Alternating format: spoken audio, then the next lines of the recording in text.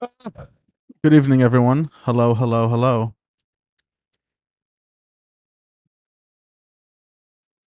I I'm gonna talk about Tim Pool today, because the other day's live stream after I was talking to Juan and my friend Everett, who spoke about the Russia thing. I started talking about the recent thing with Tim Pool and Emma. I think she's on the Young Turks or whatever it is. Yo, what's up, Harry? What's up? We started talking about. So I'm gonna bring in a friend to talk about some philosophy.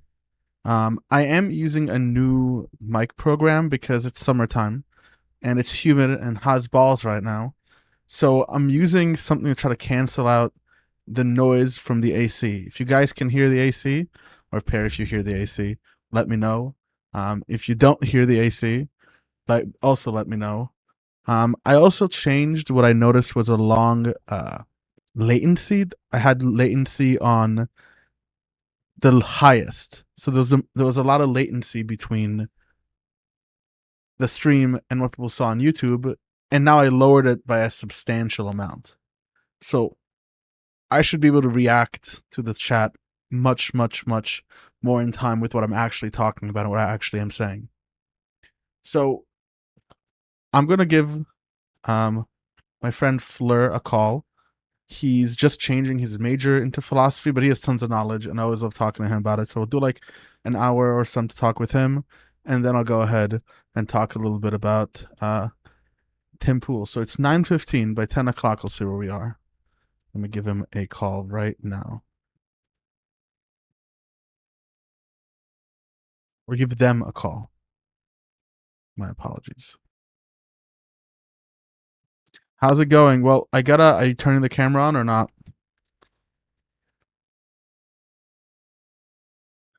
You don't have to. You don't have to. You can be an anonymous, no face. No face? Okay. Uh, 1 second. Now it should be coming through. There we go. You're on the screen. Your audio should be coming through. That's perfect. That's so perfect. Okay, that's beautiful. Yes. Beautiful. Okay, great. So yeah, I'm currently switching my major to philosophy. I was originally a finance interest rate maxer major.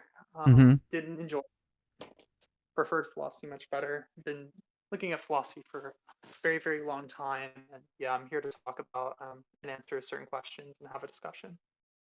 I mean, pretty much. I mean, it's really just gonna be you and me talking about stuff. I hope that's all right. If people want to join in the chat and argue with us, that's also cool. But That's fucking based. I love arguing. yeah, but I don't think we're gonna argue that much. So a few things that I wanted to talk about was you described to me a lot of the times that you kind of like were not based and now are based in the short like couple of years about like a type of thinking that you said the other night that like can't help you fix or other thinkers have helped you fix. Do you think that this um type of thinking is something that a lot of people struggle with when they start learning philosophy? Yeah, I If you not mean, describe that yeah, before, and then we can talk about I whether or will, not. I will not mention names here because I actually came across like that type of thinking, but on like kind of the other side of the fence because I used to have like a kind of very, very inflated way of doing ontology or views of like ontology in general. And like talking about like different views.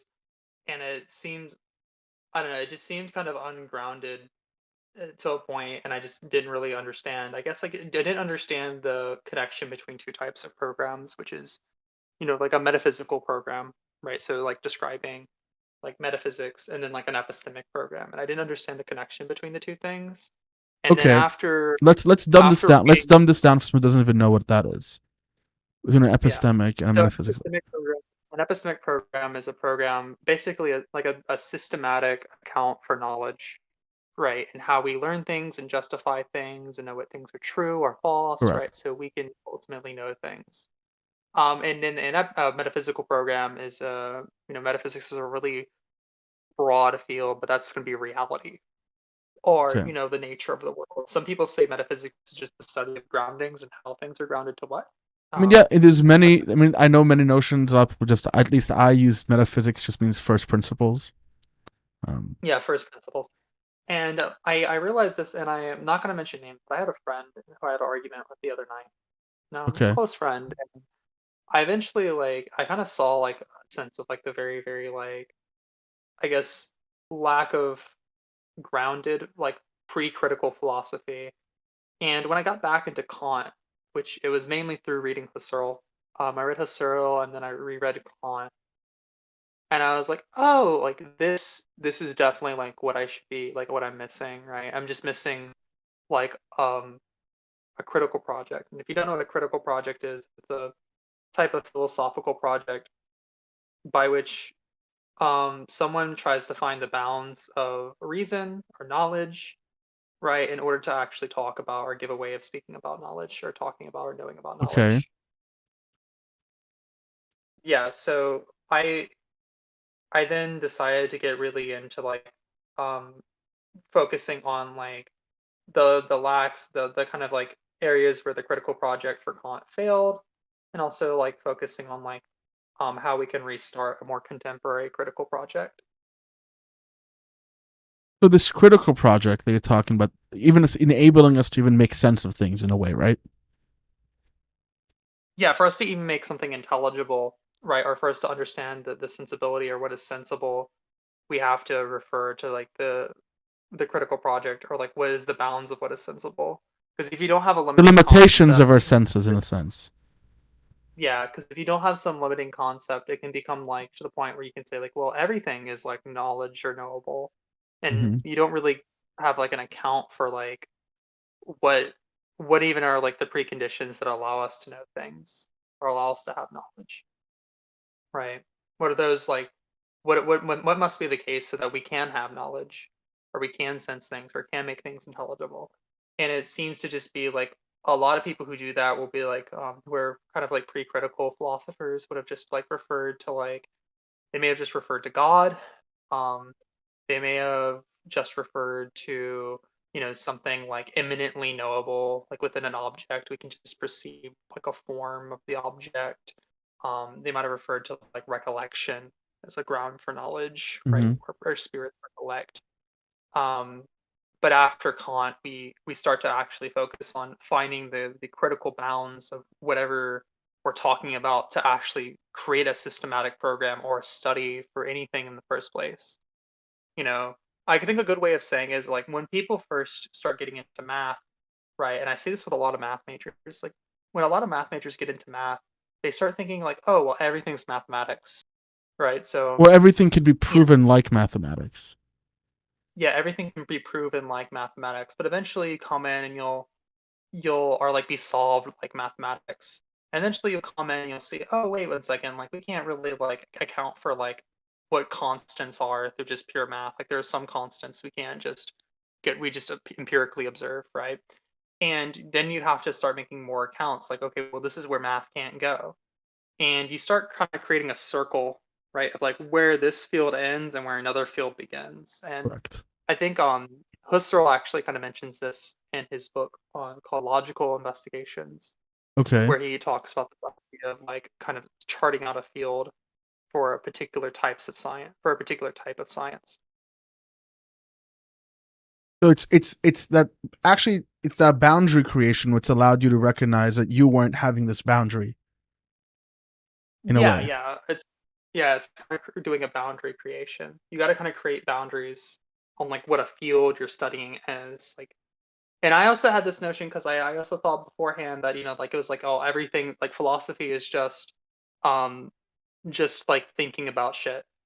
Like I thought like everything was philosophy, and it just. But now I've been urged to commit to more, I guess, which I used to think was not critical philosophy, but now I think is actually critical philosophy. I've urged myself to commit to like stuff like scientific realism or Mm-hmm. certain views of mathematics that I may have not committed to before, and certain views about universals and forms that I may have not committed to before that I do commit to now because I even if it does make your ontology a bit more inflated, it actually serves to provide a way for us to talk about the bounds of what we can refer to, right? And what we can like know.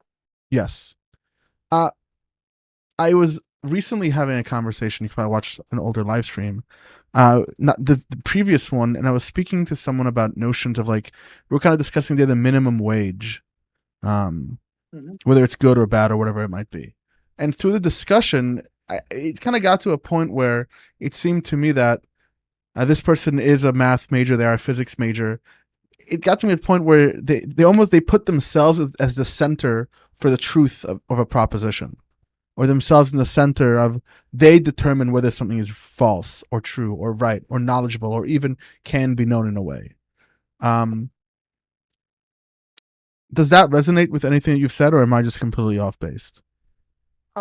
So like the kind of like the idea that like, if you kind of all focus on one field, everything seems like one field to kind of become centered around you. Does that make sense? I guess so. Yeah, that's kind of how I was going with it. Everything becomes Yeah, centered around that one field. It's like when you first read Nietzsche, everything is Nietzsche. You see him everywhere, yeah, in a you see way. them everywhere. Yeah, that makes sense. Yeah, I know what you're talking. Yeah, that's kind of like what I'm talking about. Like when you first start looking at something, you see something everywhere, but eventually you'll find like if you think hard enough, and this is where you kind of separate good philosophers from bad philosophers, is knowing where that idea or thing ends. Um, Robert Brandom actually kind of talks about this. I think he criticizes Nietzsche. It was probably one of his lectures where he's like, if everything's power, then like it's just gonna kind of like burst its own bubble because you've kind of like if you kind of create these like big narratives where everything's like one thing, like it's all power or it's all this or all spirit or whatever, you kind of like shoot yourself in the foot philosophically as like a pre-critical philosopher.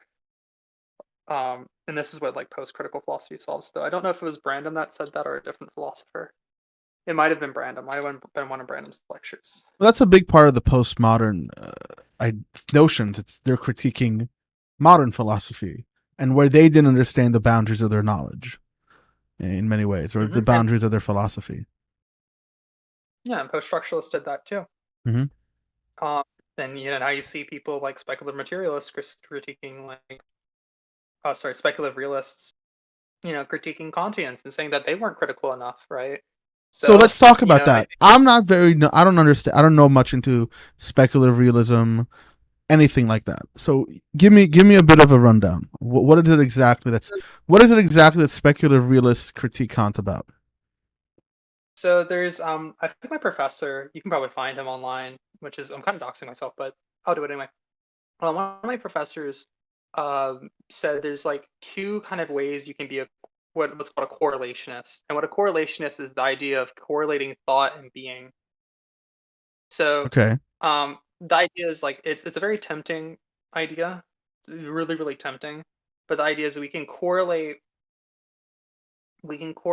thought and being in two ways. So we can correlate thought and being kind of like how Berkeley correlated thought and being, which is like to see something is to see something is to perceive.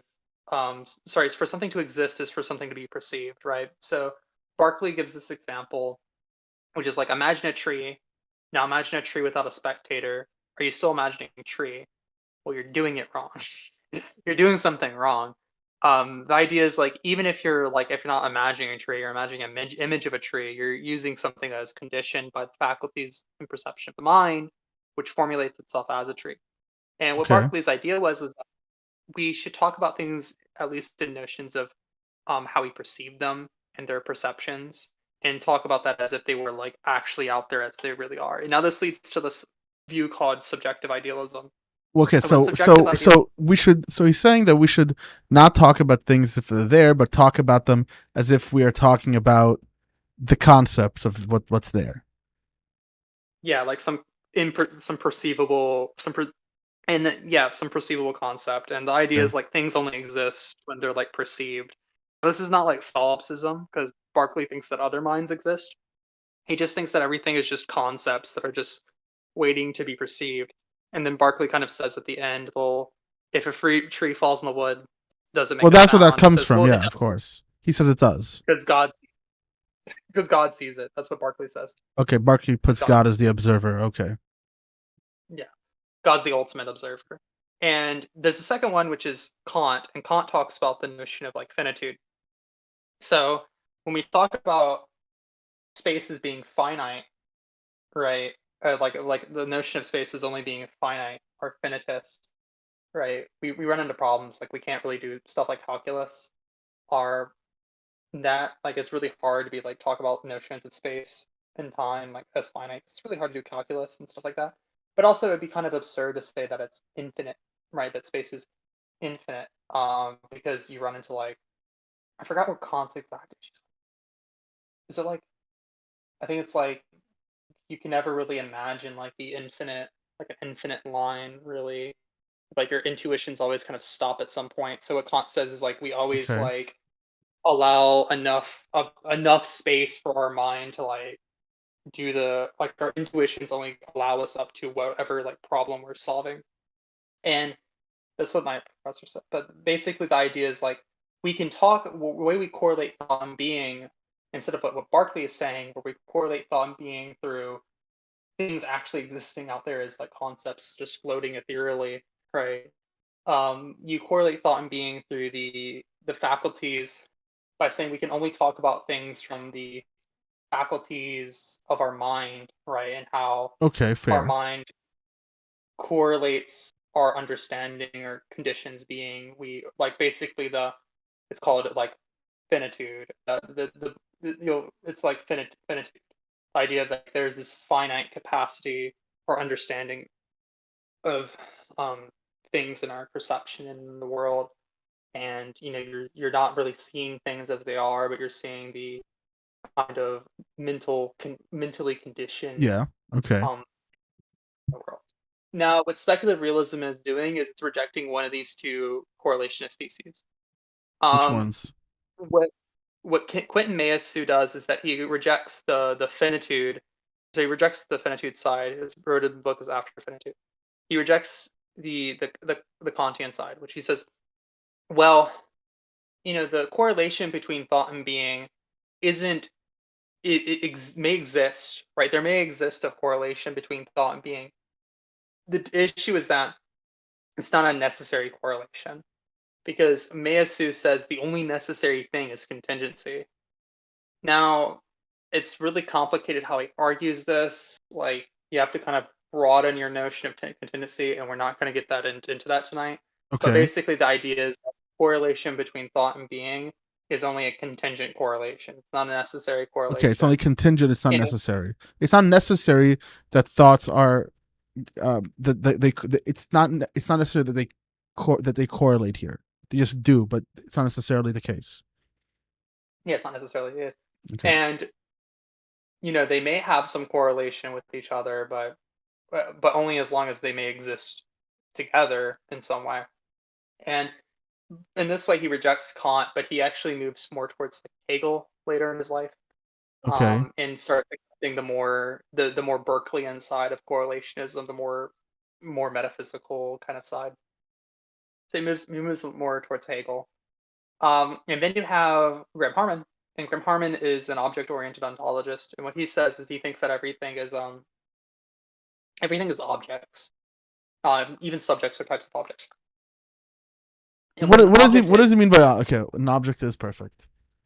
yeah. So what he means by an object is something that cannot be reduced to either its parts, right? So it cannot be reduced to its parts, or can be reduced.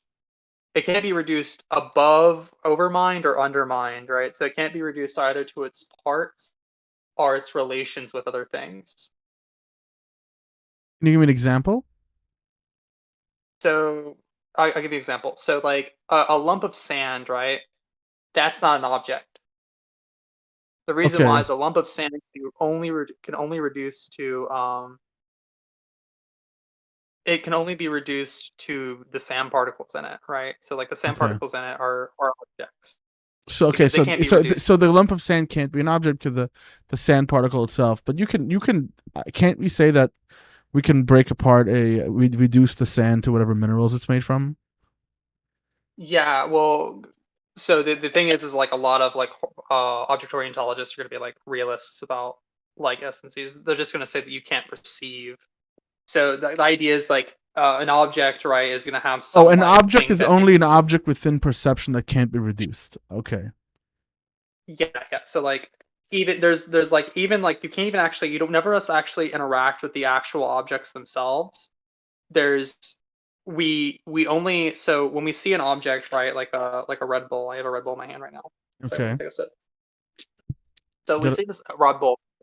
There's the actual object, like noumenal kind of object, right? The Red Bull object, Yeah, that's right? There's independent some to our mind that we can't know. that we can't know, but it's like it's completely imperceptible to us. And the way that he says that, well, Harmon says like, well, how do objects interact? And he says that objects interact through something called, I think they're like sensatory objects or sensory objects, but basically there are other types of objects that allow causal interaction between objects. And Okay. in this way, he's actually accepting the Kantian thesis where, you know, we can still talk. There's a like a correlation between thought and being, and like the finite aspect, right? And like the idea that there's like finite capacities and conditionings of our mind conditioning things. But he's rejecting Oh, the real quick, Berkeleyan thesis. just for anyone who's gonna watch this or watch it, when we're talking about being, we're not talking about like the sand is a being or the objects as a being, but rather having some sort of like ontological basis, right, Fleur? Yeah, Okay. we're talking about yeah. Yeah. So Okay. like we're rejecting like the Berkeleyan idea where like you can only talk about that they're like kind of like ethereal objects. The objects still like are out there independent of our mind. And you would say like, oh well, we can't talk about the noumena, right? But Harmon says you can still talk about the noumena, but you can talk about it in like a sense of like we talk about things through poetry, or you can talk about it analogically. Okay. Have you ever heard Through of poetry? analogies. Yeah, through analogies.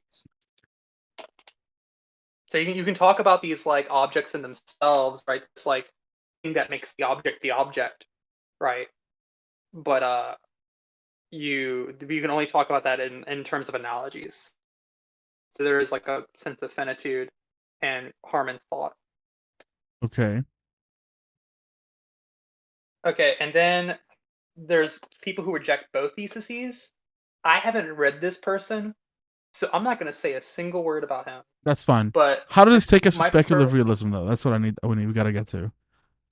what do you say? How does this take us to speculative So realism? speculative realism is the idea that, well, now that we've freed ourselves from one of the two sides of correlationism, we can actually now do speculative philosophy, right? Rather than critical philosophy, we can also do speculative philosophy.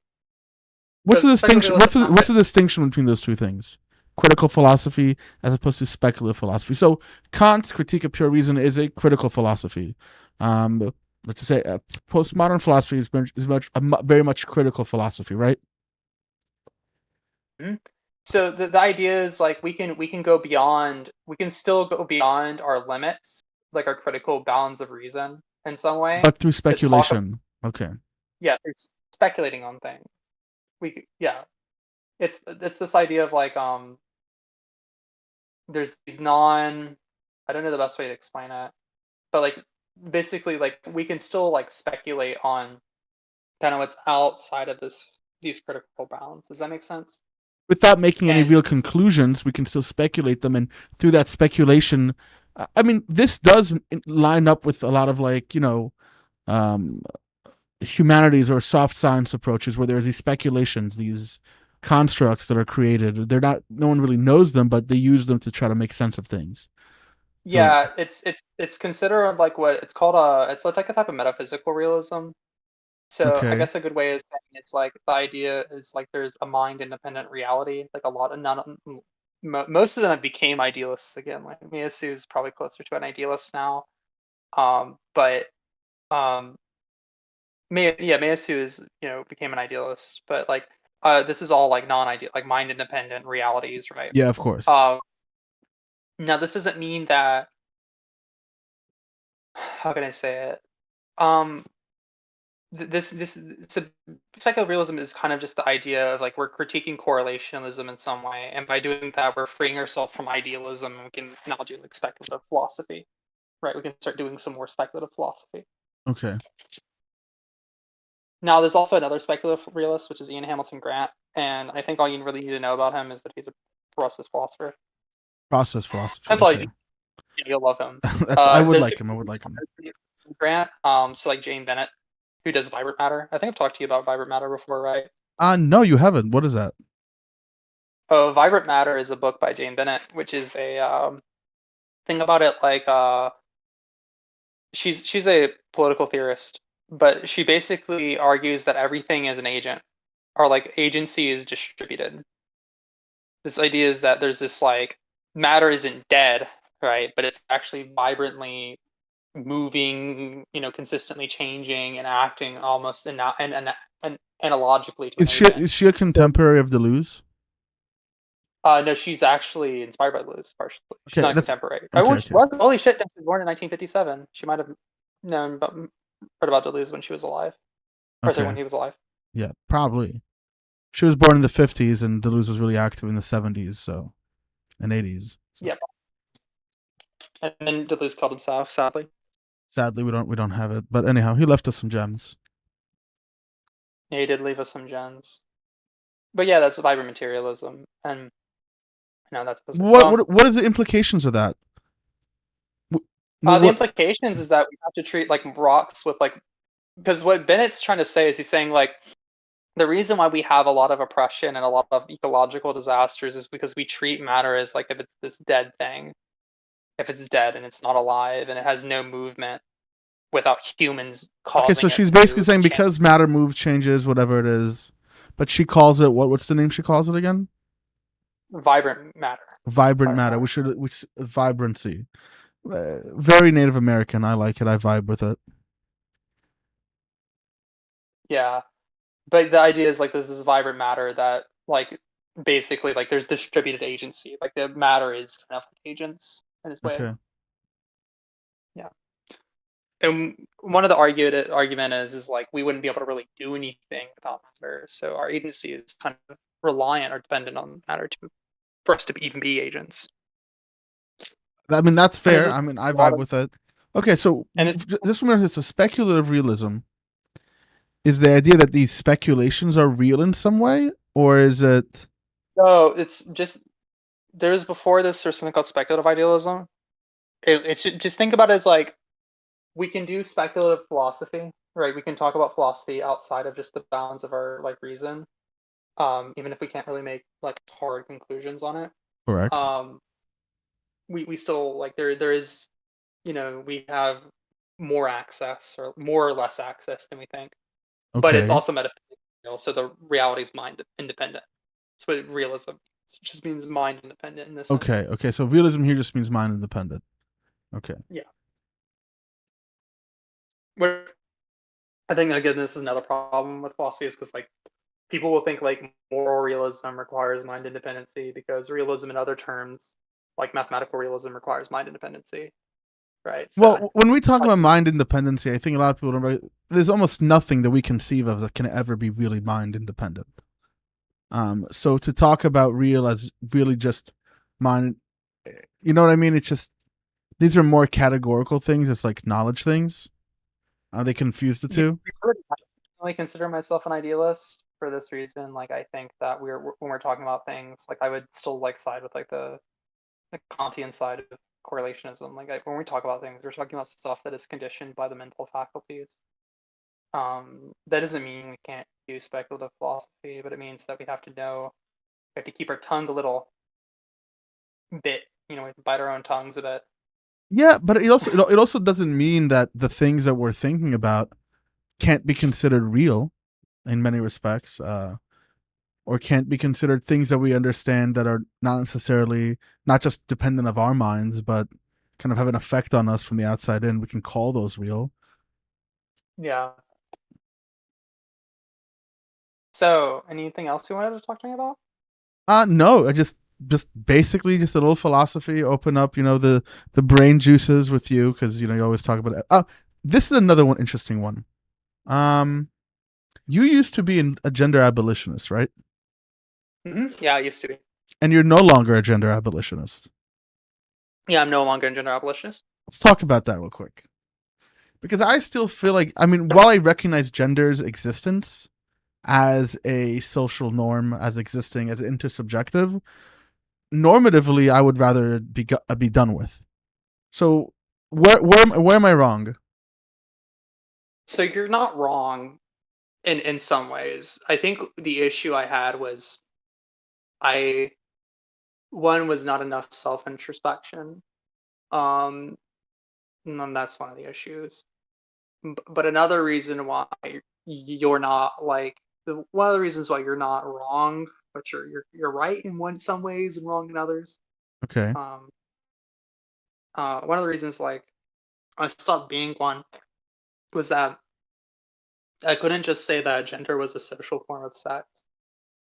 I couldn't just say that gender was like the gender roles because somebody's gender identity isn't merely, at least to me, like somebody's gender identity isn't merely just some socially contingent category, but something that they actually are.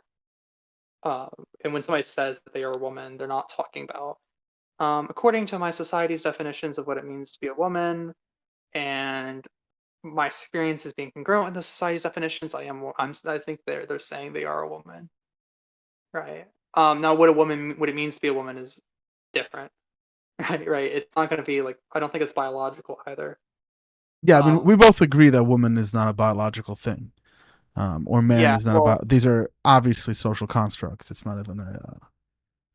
I think it would even be poor to say it's just a social construct. I would say that it's when we talk about gender, we're not talking about something that is reducible to any set of things. It's not reducible to biological constructs. It's not reducible to social constructs. It's not reducible to myself, right? Well, it'd be Well, part of who I am, right? But that's because it's not right. It's not an is, right? Isn't that for let me for the way I always understood it is that the is ought gap was much deeper on a metaphysical level, where the differences is are non divisible. No, is are divisible, oughts are not. And there's like a metaphysical gap in how do these two interact? How do I get an indivisible concept or indivisible notion out of a divisible one? How do they metaphysically even interact with one another, or Mhm. conceptually? So I always thought that gender lays in that normative space because it is exactly indivisible. Well, it is indivisible, right? No, because it's not But it's indivisible. It isn't because it's not indivisible. oh, Yeah. oh, I think it is indivisible. I don't think we can divide it just to its aggregate. Correct. Correct. No, that's what I meant. It is. It cannot be Oh, divided. It's whole. It's not divisible. My bad. My language fucked up there. yeah, but there's a difference between somebody's like assertion of gender norms, right? So asserting somebody's like men should wear jeans and women should wear dresses, right? And somebody actually genuinely stating what gender they are.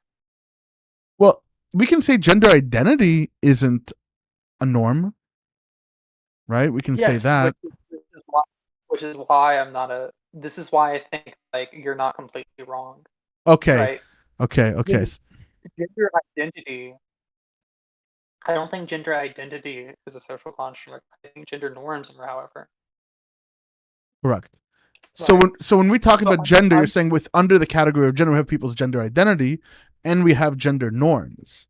So gender itself can't necessarily be a social construct if it within that contains identity and norms, right? yeah, so somebody's gender identity, which I don't think is reducible to biological facts or social facts, I think is like some type of um something that conditions your experience as a person. It's a precondition for certain types of experience, right? Um then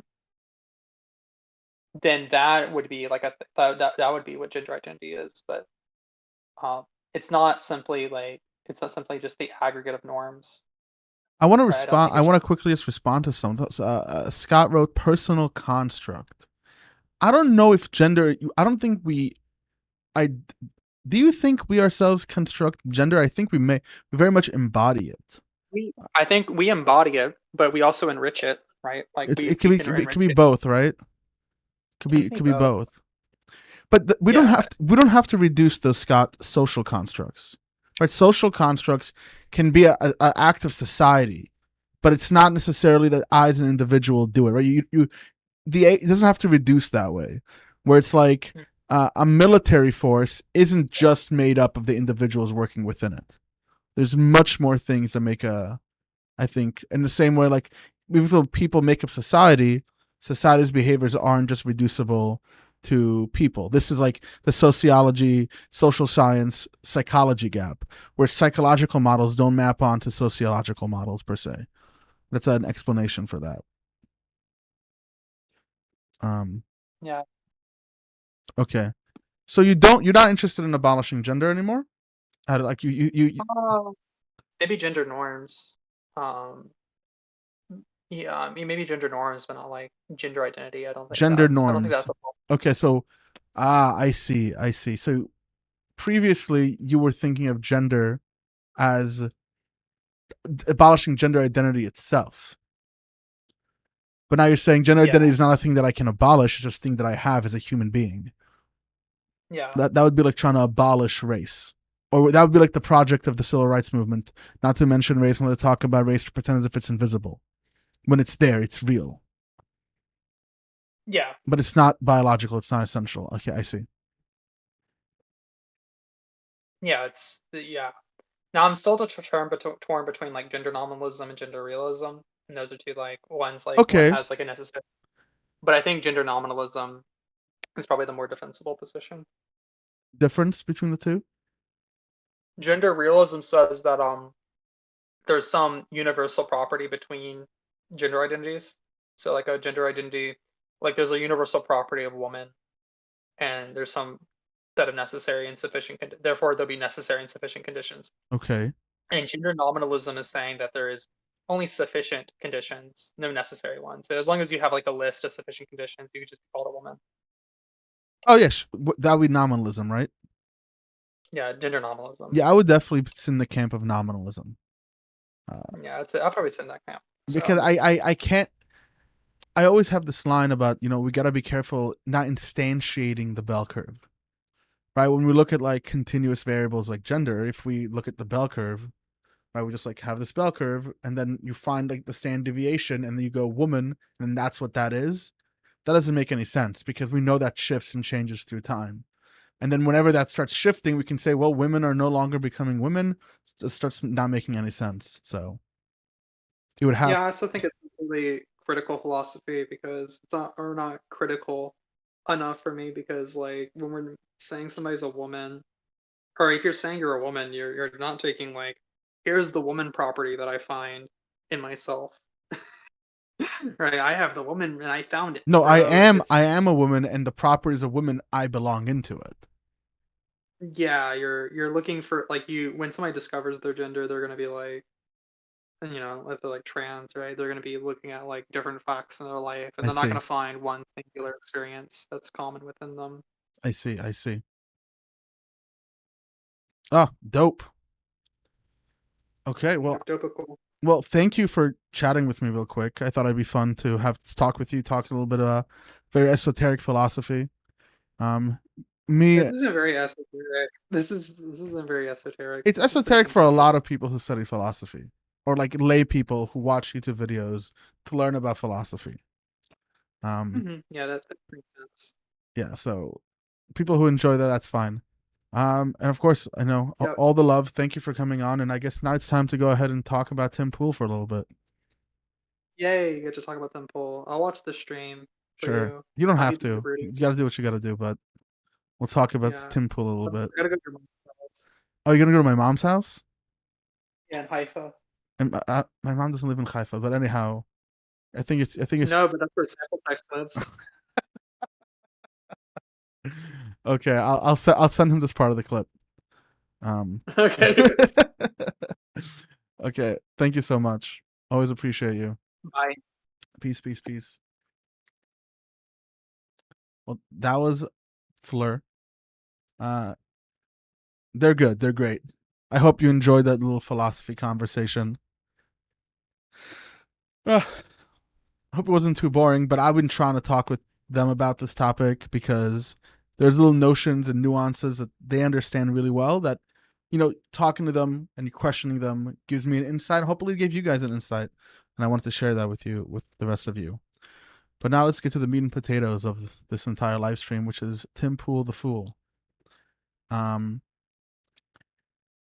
Tim Pool is a really unique creature in my opinion because he started out as like this like Bernie bro, disaffected, independent news. We're fighting the good fight against big mainstream evil media, which I don't know if it's even a good fight, because honestly, mainstream media has proven itself. It really has proven itself to be a better purveyor of truth than independent media. Like, if we go back, I don't know, what year was it, 2016, 2015, right before the first election with Trump.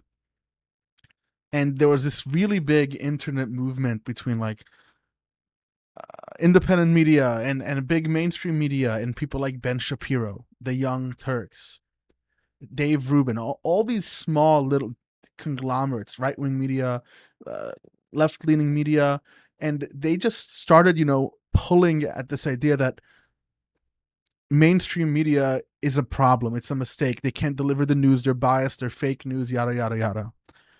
But what we quickly saw, and I think I really started seeing this really around COVID, is that independent media really fucking can't get its shit together. They're way too quick to jump. I mean, listen, CNN, BBC, MSNBC, they're quick. They're still a part of the media machine conglomerate. They're still trying to make money. They're still trying to get on the news as fast as possible, get a 24-hour news cycle, and get their news out. But independent media became just as complicit, if not more, because they didn't have, they were less likely to get sued. They were less likely to have as much exposure. And we really started seeing these, small independent news channels really go off the deep end. And now we see Tim Pool, right? People like Tim Pool. And for those who don't know, there is this tool. Not tool, it's like a media rating company. It's called Adfontes Media. They do an interactive media bias chart where they rate both the accuracy, like the reliability of the news source, and its relative position around, the left, right, what just happened to my thing? The left, right spectrum in US politics specifically. They don't do other things. So I'm going to pull that up right now. We're going to look at where Tim Pool's podcast is at the moment. And I really want to, it's really important to, it's really important to recognize just how clever and how victim narratives are played all the time in both right-wing media, left-wing media. Right? There's just people doing it. Media plays the victim narrative when it gets flack. But looking at this, you'll see where Tim Pool fits. So when we go ahead and start watching Tim Pool's show with Emma from the Majority Report, try to pay attention. Tim Pool fucked me on that one. Yeah. Try to pay attention to how Tim Pool actually plays the field here. So let me pull that up. Oh, there it is. Right, there we go. Nice. Emma Vigland. Yes. Thank you, Scott. Let me fix this real quick. It's too big. That's what she said. There we go. Well, I didn't see that part yet. I don't know if he called her a grifter or not, but let's see what he calls her. So this is the media bias chart. We can see. Let me actually make it completely full screen right now. Do I have that? No, I don't. I don't have myself small. I never set that up. Well, I hope everyone can see the screen. But if we zoom in here, maybe if I zoom into the page, this is better. Yeah, that's better. There we go. Oh my god, if you put me in the room with fucking Tim Pool, that first of all, I'll be super nervous because those guys are like master radio people. But no, I'll handle it. I'll pull up this chart. I'll see him just fucking mauled, Yeah.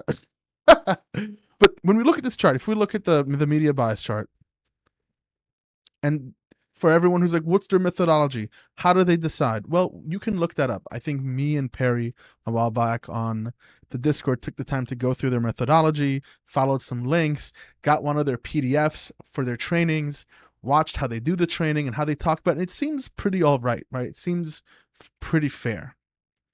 But what we see as we go down to the right and all the way down to less reliable, what they consider to be contains inaccurate / fabricated info, contains misleading info, and skews hyper partisan right, is our very own Tim Pool.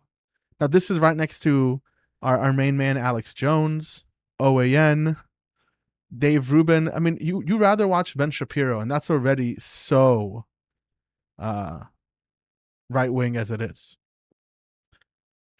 Who else did I talk about before? Some other news site that's super biased, used to be less biased and became more biased on the right. I said Tim Pool. Who else did I talk about? Oh, Joe Rogan. I was thinking about Joe. Let's see where Joe Rogan's podcast falls here. Oh, well, I just alt back. Never mind. Don't worry about that. Well, I think Joe Rogan also falls into this category quite a lot. So I'm going to pull up the podcast. I want to just remember that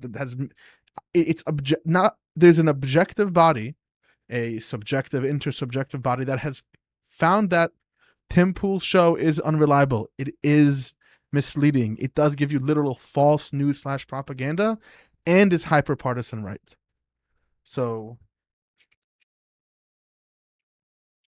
let's get Tim Pool and Emma Strickland on. And I'll pop that open for you guys.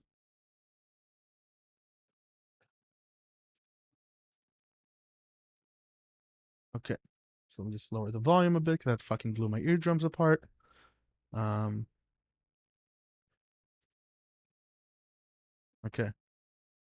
And let's get that going. Oh, Michael Knowles? No, Michael Knowles is on a whole other like theocratic fascist arc. He's really like a bad. No, we'll watch this and then we'll watch some Michael Knowles. How about that? Let's watch some of this and then we'll watch some of Michael Knowles and then we'll have a good time. The whole crew is 20% Dandan though. LOL. I don't know what that means. A proverbial turd in the punch bowl. Yes, 100%. So let's see. Where's the sound? Why can't I see sound? Oh, because I haven't transitioned. There we go. Now you should be able to see Emma. This is Emma Vigeland. This is how far I was into the video last time we watched it. I'll reverse it a little bit and we'll see.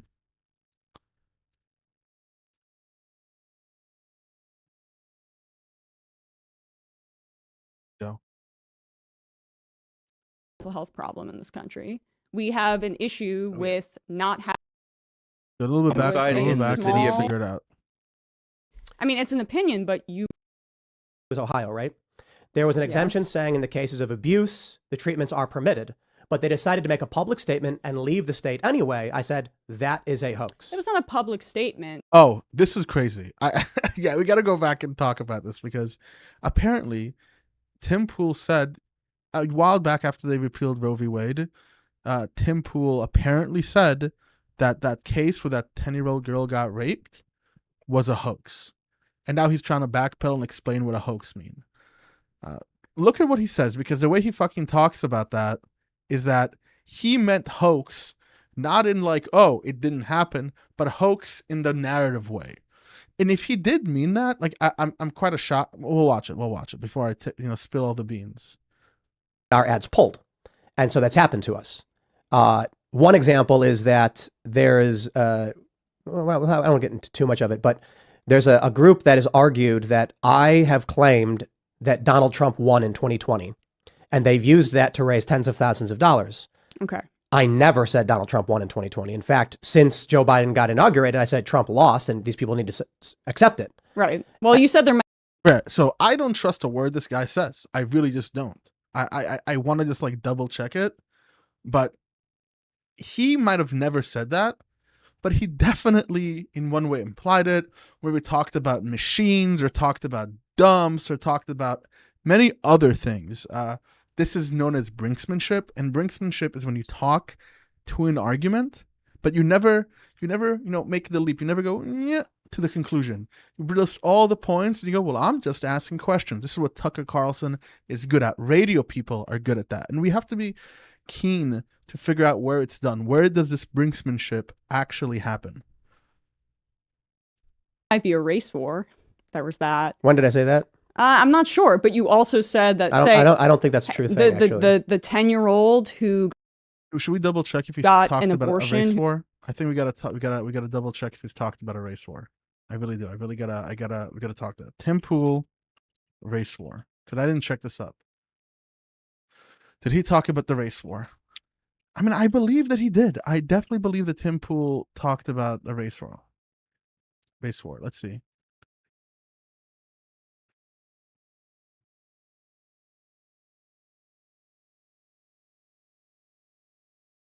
Blah, blah, blah. Did he talk about a race war at any point? No, we'll just look at this one. I don't want to stop the video. But I think he did. Who was raped? You call that a hoax. Have you retracted that statement? So there's very deep context to that. What we're talking about when I say hoax. But that's been proven. I mean, Right, but the rapist has been charged, and the doctor who provided the abortion fined. So this is a really good example of the problem in the culture war, I would say. See, you don't know what I actually said, because I didn't say what you're describing. You did. I just watched it last night. Right, and so what I said was the fact that they politicized this to win a political point is the hoax, not that the child was abused. How does that constitute a hoax, Tim? So, like, let's say there's what's a good example of this? Ahmaud Arbery. Ahmaud Arbery is a really great example, right? So here's no, I'm talking about this example though, right, one that I just brought up. So right, if I can't explain to you that manipulating a story for political gain is the hoax, then I don't know. What's the manipulation? Oh man, this is an old story. I have to pull it up. I think the issue was that they were able to actually get the treatment in state, but because of the law, they decided to seek it elsewhere. And I said, that is a hoax. I didn't. That's the hoax, that because of the law, that's the lie, you mean to say? So two things are here. Either he's full of shit and he's just trying to fucking rationalize a way for his fucking brain to make sense of, oh, I said that shit's a hoax. Here's what I really meant. Or you need to take a step back, go back to the drawing board, and recognize that what you say on this podcast has an effect, Tim. What you say on this podcast fucking matters, and you got to get better at speaking. Take accountability. Say, no, I made the mistake. I wasn't clear enough. I used the word hoax when realistically, I should have never used the word hoax. That should have never been a part of my vocabulary in this moment. I should have never, ever used the word hoax when I was speaking about that, because hoax doesn't mean that. So you either, man up, or you're full of shit here. I don't understand. Where's the adult taking responsibility? Where is the, I really have a bald head, but I keep wearing a beanie energy that we're all, waiting for? Man, you're going bald. Own it. Take your beanie off. You look like a dumb skater boy. Say that it was a hoax that the girl was abused. I said, if they could have sought treatment in state under the exemption, I think it was Ohio, right?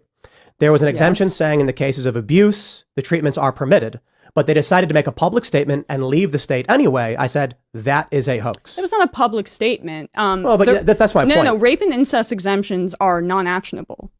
This is like well documented with abortion activists. How long do you think it takes to prove a rape or incest case before you're able to use that carve out to actually get an abortion? That's a really good point. How long? Don't I have to prove the rape? Don't I have to prove the incest? Then how far along am I in the pregnancy then? How far along am I in my ability to terminate the child? Because even though abortion is pro-choice, and we have abortion in this country in a way that's between the woman and her doctor, doesn't mean women want to abort a baby at 3 months. Doesn't mean women want to abort a baby at 6 months. What makes this country great is our liberty. It is the ability of your morality, or your perceived religious morality. In this case, it very much is, and people might get mad at me. But yeah, this boils down to some religious or metaphysical notion that the life of a fetus even matters to begin with, right? and I don't want to get too far into this, but I really do believe that the whole when does life begin argument simply exists as a way to justify that, oh, lives, because all life matters, the moment it's alive, it matters. They're not arguing when it begins to be alive, you're arguing when it should matter. Because there's a lot of people out here who don't give a fuck about many other forms of life, who don't give a fuck about homeless people, who don't give a fuck about veterans, who don't give a fuck about tons of people who are dying all the time in the street, but we don't see life matters. Abortion is a specific issue where life matters because you're drawing the moral point at life. That's what you're drawing. You're drawing it at the life moment. But that's a good point, because it does take a while to prove someone raped you. And some women don't want to do that. You know, it's not, that's, yeah, you understand the point. You guys get it. You guys are smart. I have smart people. Depend on how the law is written. Do you have to prove it, or does it have to be alleged? I mean, first of all, let me just answer rape that is one point of the real quick so we can clarify the thing on. Sure. I never said it was a hoax that the girl was abused. Okay. That is incorrect. But I mean, but honestly, this is a part and parcel of what you do, is you put that kind of statement out there and then you put caveats in to protect yourself. Like yeah, me saying yes. that someone manipulating a story for political gain is a hoax. It's not a manipulation. That is the kind of thing that's going to continue to happen as abortion restrictions happen throughout the country. It's an It was opinion. a particularly egregious example used to shine light on broader restrictions on abortion in this country. I mean, it's an opinion, but you haven't retracted it. It's false. It's not false. If there is a story and the story is exaggerated or manipulated in an effort to sway people into believing one political faction over the other, you are engaging in a hoax. I mean, isn't that what you guys do when you post like One extreme second. videos? Let's define. Now he's playing this definition rule. Let's define hoax. Let's say the correct definition of a hoax is an act intended to deceive or trick, something that has been established or expected as fraudulent means, a humorous or mischievous depiction. Okay. An act intended. Did it intend to deceive or trick anyone when they said that she was going to another state where she can get an abortion? Because as Emma just said, you have to prove the rape. You have to prove the incest. I mean, I guess in the case of a 10-year-old girl, it's always rape and it's always incest. But just say that you should be more clear in the future instead of blaming everybody else. Because I really do think that if we find that clip, which we should after this, I should find that clip. We should find the clip right now. Tim Pool hoax, abortion hoax clip. That's what we have to find right now. Let's do that.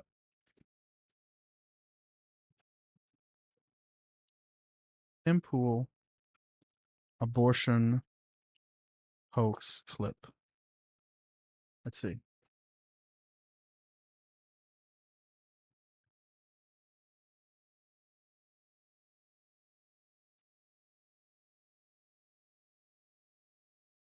Okay. Okay, this looks like it's exactly okay.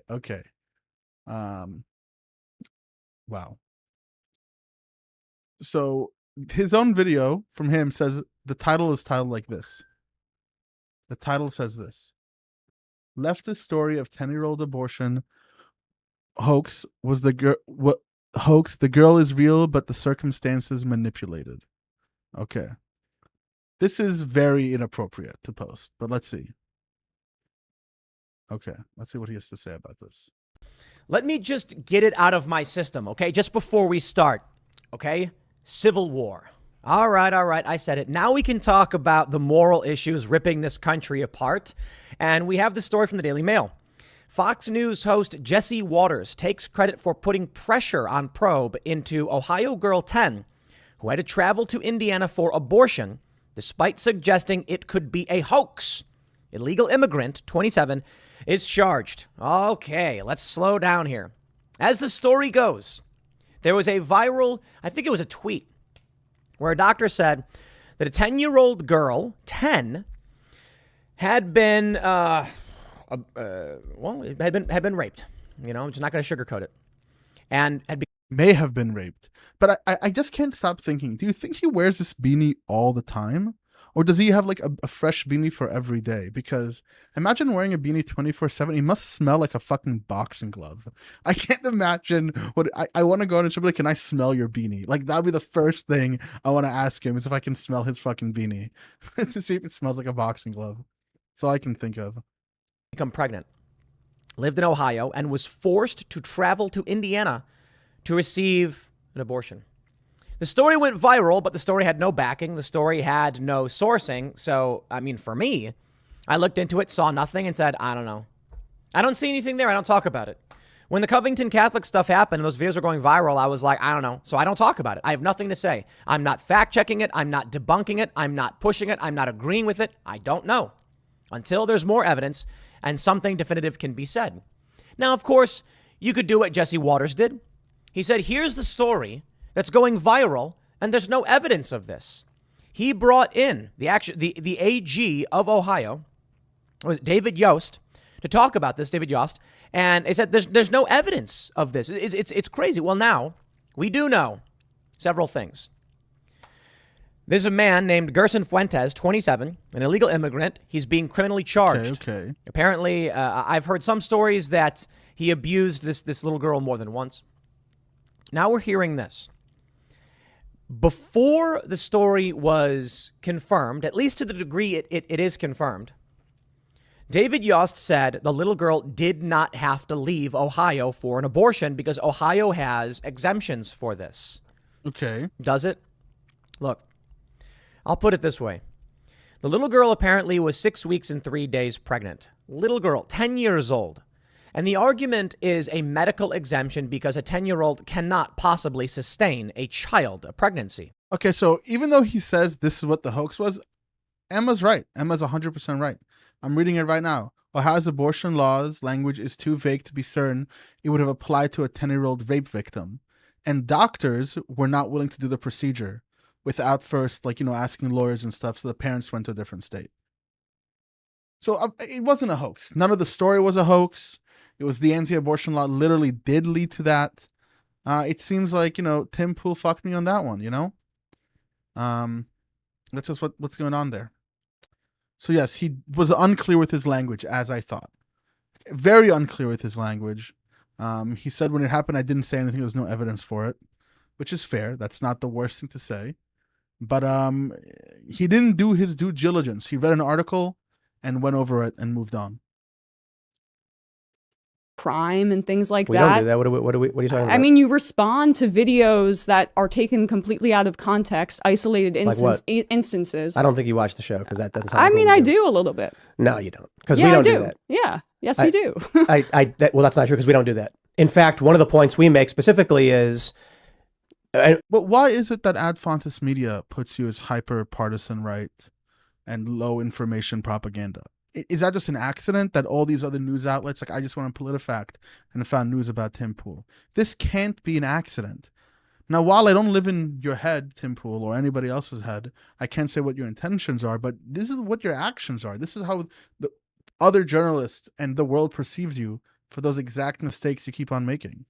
You show subway crime to talk about all of these inflated crime numbers. Crime is down in New York City in 2023 by every metric. Down compared to what? Down compared to 2021 and But 2022. Don't change the subject, right? You accused us of publishing videos we don't publish. If it's down in compared to 2021, and there was a giant year-over-year increase from 2020 to 2021, then you're talking about something that's down. It wasn't giant. It was a small bump from the pandemic. A 47% increase in homicide in the city of New York is not a small bump. It was homicides have been on a precipitous decline since the. So when she says small bump, is if you look at trends for the last 20 years, it was a small bump. Okay, that's just a fact. So to go ahead and if Tim Pool was saying New York City and someone lives in New York, it's just crime everywhere. It's terrible. It's not. It's not. New York City is one of the safest cities in the world, in the country. You can go to it. You're going to be fine. But just don't be an idiot and don't ride the A line, the A train coming in from the Bronx or going to the Bronx at 4 a.m. in the morning by yourself. Especially if you're a girl. Don't be dumb. Don't do that. But you'll be fine if you're in New York City and you're traveling around. The crime isn't horrendous. 70s, since the 80s, since the 90s. There was a bump because of desperation in the pandemic, and now it's back down in 2023. So, that's irrefutable. That's the NYPD's own data. That's on all major crimes: murders, rapes, grand larcenies, so this robberies. Yes, this Travis, is an argument I'm often hoax confronted with, and it's actually pretty terrible. So Good call. crime is down from the peak for sure, right? In some years in New York City, we had 2,100 murders. I think that's the largest ever in the history of the city of New York. However, my standard isn't, it's not as bad as the worst time in the history of the city of New York. When I see murders jump year over year from about 319 to 469. What do you mean year over year? The 2 years that I just year listed? over year, as in from 2020 to 2021. That would be a year over year increase. That is a dramatic increase, and it's the largest since, I believe, 2010. The greatest year over year increase of all time in the city of New York, by the way. But it's all the way back to 2010 numbers. It's down again. It's down compared to the increase, but it's not down compared to 2019. This was a once-in-a-lifetime pandemic where people's desperation and their mental health was severely harmed. People were out of work, and that kind of desperation leads to more crime. That's the reality of how crime works. Poverty leads to crime. I would imagine. This is inaccurate. Why do you think 25 people got shoved in front of trains last year? I don't know, dude. Well, that's a legitimate question. You're saying that you're saying poverty and desperation results in crime. This is such so. Tim, why do you think people got shoved in front of trains? 25 people were shoved in front of trains last year in 2022. Why do you think that happened? You answer that question. Give your conclusion. And now he's going to play off her ignorance as if she fucked up somehow. Just because a person is ignorant, doesn't know how to answer a question, doesn't say anything about what they're talking about. It's almost like when let's say I talk about physics, for example, and I say something along the lines of, the double slit experiment with the observation doesn't prove that matter is conscious. Doesn't mean that matter, when we see it, it decides not to do something, and when we don't see it, it does something else. And I say that doesn't mean that. And then someone follows along with, do you know blah, blah, blah, Gödel's theorem or whatever it might be, that I'm not a physicist, I have no idea. And I go, I don't know. That doesn't matter. None of that matters. That doesn't mean anything. This is just a character assassination in every shape, way, or form right now. Crime. I'm wondering why it is that you've had these homeless guys. They've been predominantly, I think it's almost entirely these homeless guys, shoving people in front of trains last year. He was this close to saying black. And so that is so that's a mental health problem. I mean, we do have a mental health problem in this country. We have an issue with not having socialized healthcare, where people are unable to access healthcare, mental health care in particular, but also every other kind of healthcare. I mean, 28 million uninsured people in this country. That's a massive problem. I mean, what is your stance on Medicare for all and healthcare? I'm for universal healthcare. Oh, you are? Okay. Yeah. But yeah, I think we'd have to have some kind of like basic coverage for universal standard, meaning like if you're having an episode, this is particularly where we bring you in, we help you. If you're broken bones, flu, things that it's like relatively simple and knowledge based. The challenge with it is simple and knowledge based. We got limited space, we got limited doctors, but I don't think we can. The problem with that, he's talking about reactionary medicine. He's saying if you broke an arm, if you're sick, if you do this, we give you medical treatment. That doesn't work at all, because medicine should be prophylactic. Or prophylactic? One of those words, not whatever it is. You should try to prevent diseases from happening to begin with, which is why you should pay for people to go to the doctor, to have their yearly checkup. I mean, I would be even okay with have universal healthcare, and if you don't go to the doctor, you have to pay a fine. I'm cool with that. Let's go even further. Force motherfuckers to go to their primary care physicians to get physicals, so they can see what is wrong with them. That's how healthcare should be. Minimum once a year checkup, right? If you do have some sort of issue, if you're obese like me, get help. Luckily I'm fine. I'm insured. If you're suffering from mental health issues, you should get help. But if you're healthy, you're good. Move on. We want to make sure the population is healthy. It can't just be reactionary to you already hurt. That doesn't work out. Function as a society if we have people just it is better than nothing. Like we should do that. I will vote for that. I just think then you should promote housing first policies on your program. Like in Houston, what they did, there was a pilot program under Obama. It was a HUD grant. And they reduced homelessness by 63% over 10 years because they guaranteed housing. Do you think that the 25 examples that you cite last year, and there's like over 2 million subway riders a day. So you cherry picking that, I feel like is... It's not cherry picking. It's you asked, or you mentioned that desperation leads to crime. Yeah. So I'm wondering why it is specifically that we saw this increase. Is it like someone's desperate, but why murder somebody? You know what I mean? Well, because when you're desperate, you start developing mental health issues, and you start giving a fuck, and you take your resentment out on society. There's all these reasons. What does this she's right, what does this cherry pick 25 people have to do with the idea that desperation and poverty lead to crime? I mean, they're experiencing a mental health episode. We do not have adequate health care in this country, mental health care. I hear a lot of talk often after mass shootings that mental health is the most important thing in this country. Then we should have socialized health care so everyone can have access to it. And that paired with a housing first policy where cities don't become urban centers for just bridge and tunnelers who want to come in and see a show, or for restaurant associations, where places where people can actually live and there's guaranteed housing for people.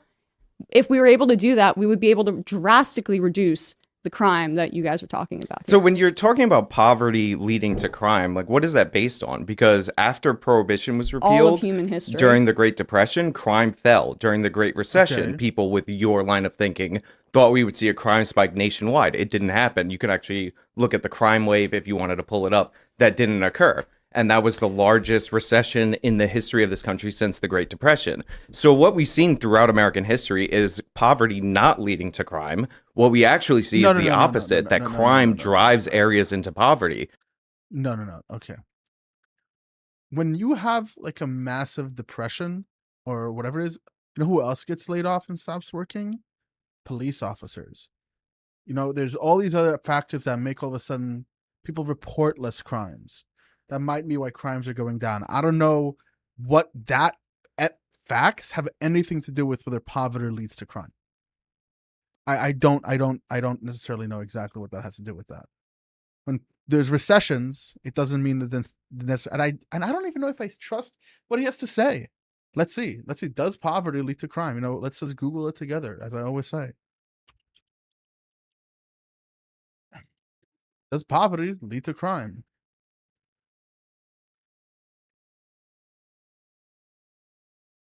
Sure. OpenDemocracy.net. Let's see what this is. Does poverty cause crime?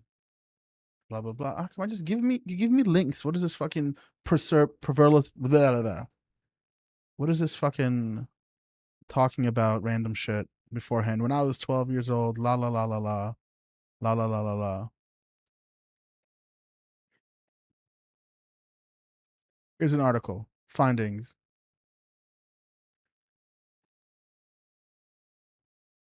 The outcome confirms a positive co-integrating relationship between poverty and poverty crime. It can be argued that poverty ultimately leads to property crime in long run in the USA. However, unemployment and GDP exhibit neither long run nor short-term relationship with property crime, and they are not contingent for the calculated period. Exactly what I said. Verbatim, literally what I said. Did I not just say this? Was I not? I sniffed out the retard. I sniffed out the retard talking point. It took me 2 seconds to sniff it out. Right here. Boom. Right?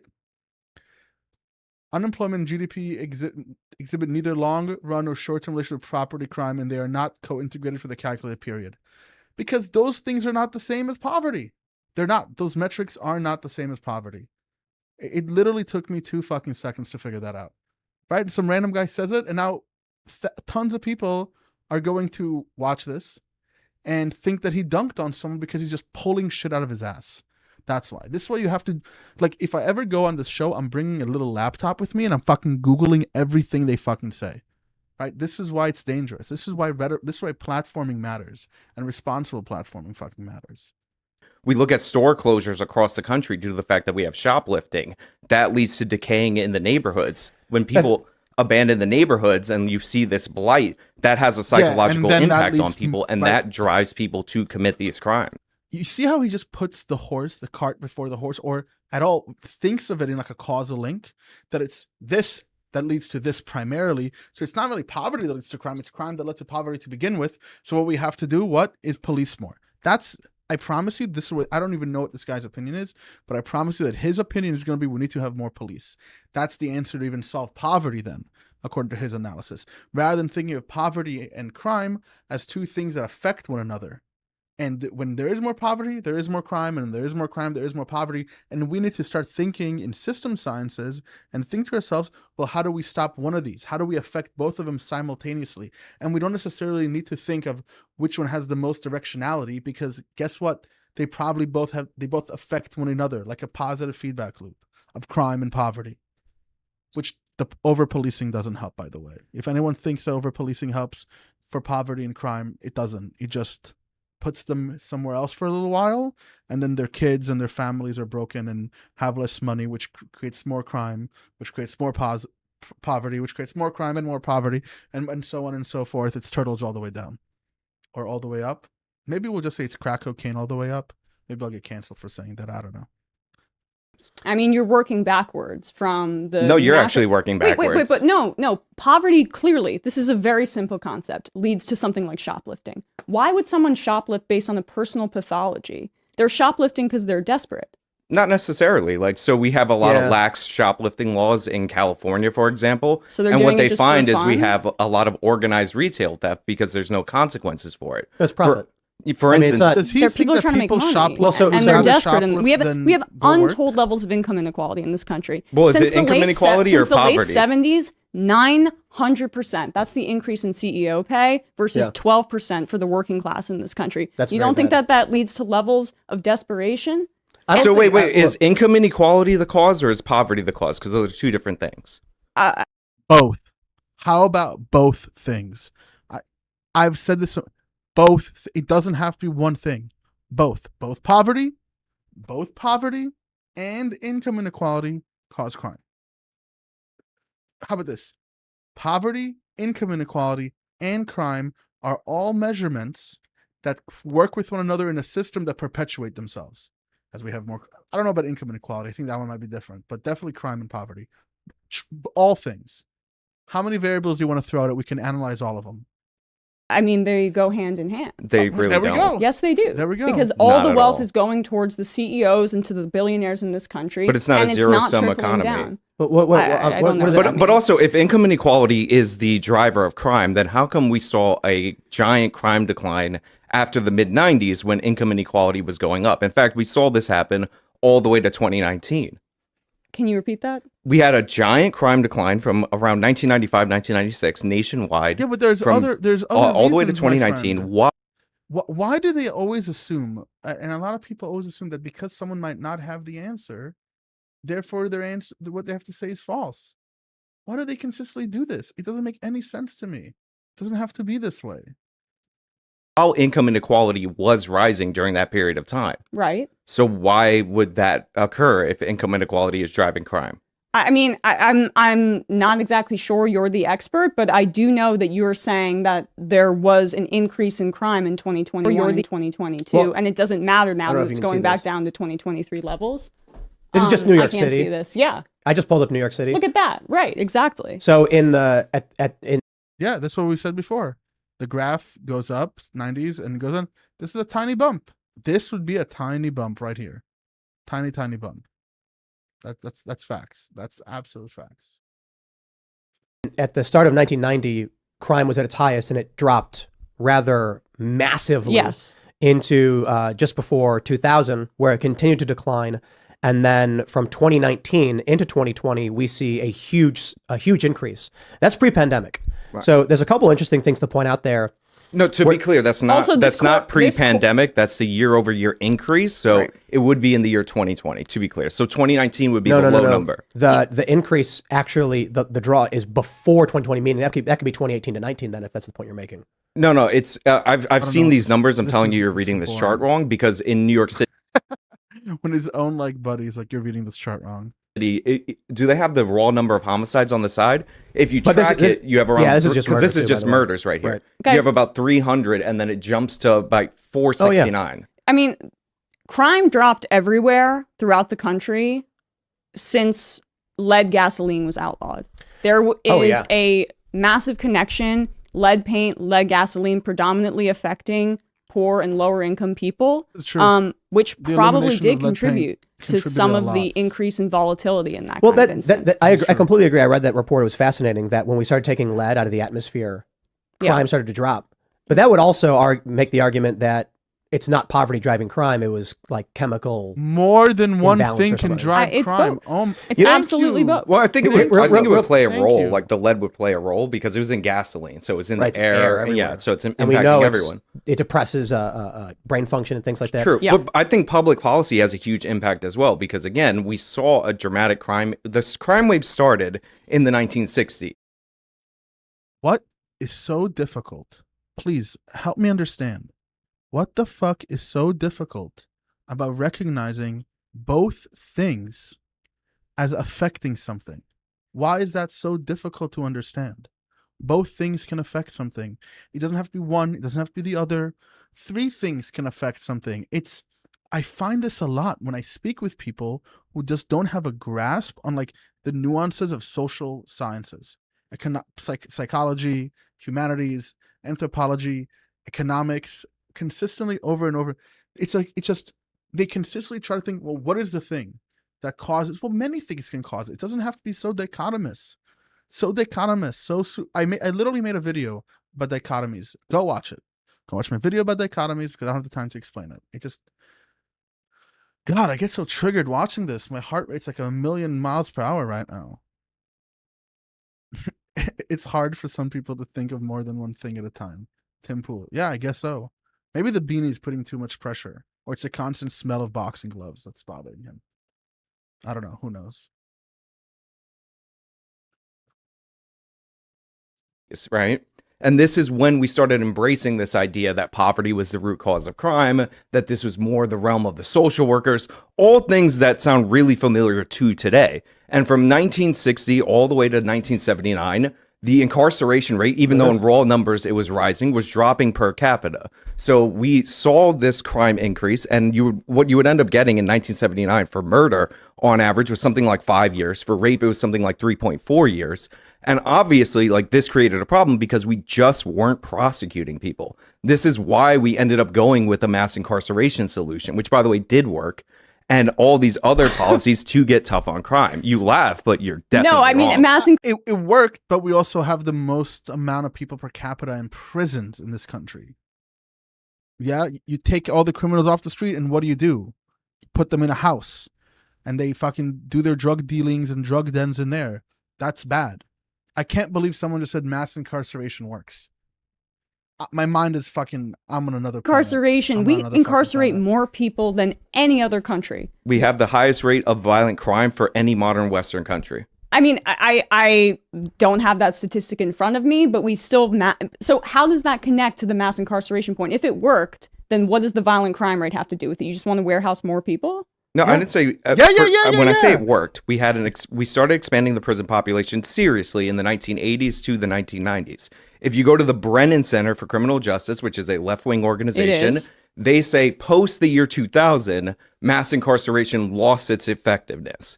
But most of the mass incarceration was pre the year 2000. So obviously it had some impact, and it ranges. Low estimates are about 6% on the crime rate, which is very low, but the high estimates are about 30%. And the reason it worked is because the philosophy behind mass incarceration is pretty simple. What you're trying to do is incapacitate criminals because the same criminals are often reoffending. You brought up shoplifting earlier. You can actually pull up an article to find out that the same 300 people in New York City represent a third of the shoplifting arrests total for a single year. Probably because This they're is because they're incredibly repeat offenders. impoverished and they need to find a way to actually sustain their livelihoods in this country. That's put a very good way. That's phrased very well, to maintain their livelihoods. Well, So- no, I Yes.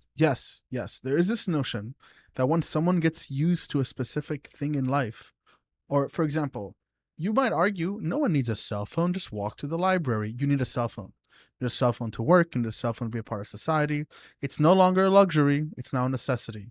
So yes, people want to maintain their livelihoods, and they're going to resort to crime and stuff to do that. They're going to try to. They're also resorting to that crime when they can't resort to a work and do that. People aren't shoplifting because they want to shoplift, because they rather do that than work. People rather work. This is, I think, very simple, very intuitive to understand. I mean, no, their life is a better way to maintain. Sure, it. sure. But like, I guess my point is some of them certainly are desperate. But when Yeah. you see videos of a guy like shoveling stuff into a garbage bag, that's not desperation. But again, That is. this He's is what selling you that. do, Tim. You return to anecdotal examples We're when talking I'm about 300 trying to people. talk about. We're talking about just the 300 people, And I am talking which is the about anecdotal evidence. what 300 people. I, He said I, the I same- actually can't keep watching Tim Pool. I think I'm gonna get brain rot if I keep watching Tim Pool. This is insane. This is absolutely bananas. I just can't keep watching this. This is too much. I really just can't. I'll watch anything else. I'll watch a man eat his own shit than keep watching Tim Pool. I swear to God. This is just way. It's insane. Tim Pool is watching Tim Pool is absurd. It just really is. I can't keep watching Tim Pool. Nope, not happening. God no. This guy's just on some other fucking shit. I'm done with Tim Pool. Maybe another year till I open fucking talk to that guy again. Well, I've been streaming for like an hour and a half, 2 hours. I think it's good for tonight. I mean, there's like one person watching this, so jump on the Discord. I'll hang out for a bit. Peace out, everyone. Have a good night.